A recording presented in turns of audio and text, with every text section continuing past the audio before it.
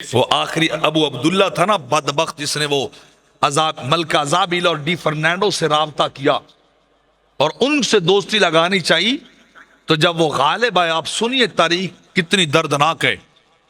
1492 کی بات کر رہا ہوں، جب وہ غالب آئے اس نے ان سے دوستی کی اندر سے، اور اوپر سے عوام کو کہتا رہا میں دشمنوں میں ان سے لڑائی لڑوں گا۔ ابو الحسن اپنے باپ کا جو غدار ہو گیا، باپ کے خلاف عیسائیوں سے مدد طلب کر لی۔ جب وہ غدار ہوا تو جب وہ اسپین کے اندلس کے مالک بنے تو سب سے پہلے آرڈر یہی آیا تھا، تو یہ بادشاہ چھوڑ اور افریقہ کی طرف نکل، افریقہ کی طرف جا۔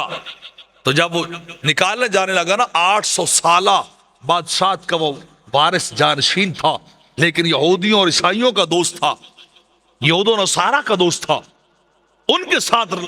تعلقات کو اس نے مضبوط کیا اور اپنے بندوں کو اس نے دھوکہ دیا۔ تو جب مالک بنے، قرطبہ کے، غرناطہ کے مالک بنے،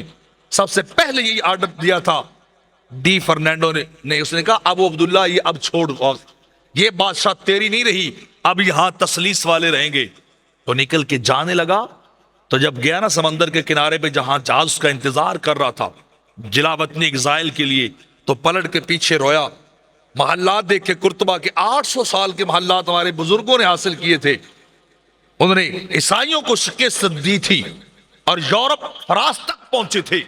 پورا اسپین فتح کر لیا۔ تو آنسو نکلے، تو اس کی ماں نے کہا اب آنسو نہ بہا، غداروں کی سزا یہی ہوا کرتی جو تجھے ملی ہے، میں تجھے کہتی رہی تھی کہ تو مضبوط ہو جا، چھوڑ یہودیوں کی دوستی، چھوڑ عیسائیوں کی دوستی، اور آج آنسو نہ بہا، آج رو نہیں، آج افسوس نہ کر، آج تیرے سامنے تیرا کیا دھرا سامنے آیا ہے کہ 800 سال کی بادشاہت